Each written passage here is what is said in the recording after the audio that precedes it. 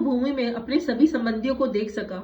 वह अपने पिता के समकालीन भ्रूश्रवा जैसे व्यक्तियों, भीष्म तथा सोमदत्त जैसे पितामहों, द्रोणाचार्य तथा कृपाचार्य जैसे गुरु, शल्य तथा शकुनी जैसे मामाओं, दुर्योधन जैसे भाइयों, लक्ष्मण जैसे पुत्रों और अश्वत्थामा जैसे मित्रों, कृतवर्मा जैसे शुभचिंतकों को देख सका। वह उन सेनाओं को भी देख सका जिसमें उनके अनेक मित्र थे। तब कुंती पुत्र अर्जुन ने मित्रों या संबंधियों के इन विभिन्न श्रेणियों को देखा तो वह करुणा से अभिभूत हो गया और बोला। अर्जुन ने कहा, हे कृष्ण, इस प्रकार युद्ध की इच्छा रखने वाले और अपने मित्रों या संबंधियों को अपने समक्ष उपस्थित देखकर मेरे शरीर के अंग कांप रहे हैं और मेरा मुख सूखा जा रहा है। यथार्थ भक्ति से युक्त मनुष्य में वे सारे गुण होते हैं जो सत्पुरुषों या देवताओं में पाए जाते हैं।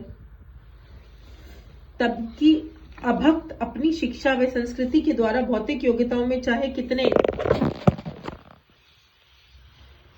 ही उन्नत क्यों ना हो जाए, इन ईश्वरीय गुणों से विहीन होता है।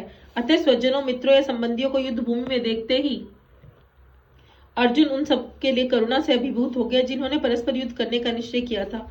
जहां तक उसके अपने सैनिकों का संबंध था, वह उनके प्रति प्रारंभ से दयालु था, किंतु विपक्षी दल सैनिकों की आसन मृत्यु को देखकर उन पर भी दया का अनुभव कर रहा था।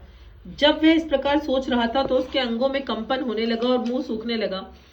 उन सबको युद्धाभिमुख देखकर उसे आश्चर्य भी हुआ। प्राय सारा कुटुंब, अर्जुन के सगे संबंधी उससे युद्ध करने आए थे। यद्यपि इसका उल्लेख नहीं है, किंतु सहज अनुमान लगाया जा सकता है कि न केवल उसके अंग कांप रहे थे, मुख सूख रहा था, अपितु वह दयावश रुदन भी हो रहा था। अर्जुन में ऐसे लक्षण किसी दुर्बलता के कारण नहीं, अपितु हृदय की कोमलता के कारण थे, जो भगवान के शुद्ध भक्त का लक्षण है। इसीलिए कहा गया है, जो भगवान के प्रति अविचल भक्ति रखता है उसमें देवताओं के सद्गुण पाए जाते हैं, किंतु जो भगवान के प्रति नहीं रखता आस्था, उसके पास भौतिक योग्यताएं ही रहती हैं जिनका कोई मूल्य नहीं होता।